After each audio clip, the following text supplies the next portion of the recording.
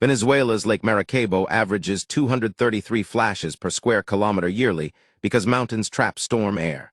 So why does it keep rebuilding storms in nearly the same spot? That's where the Catatumbo River enters southwestern Lake Maracaibo. The hotspot averages about 233 flashes per square kilometer yearly.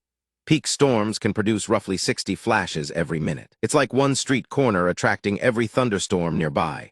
Over 65% of yearly lightning happens from August through November.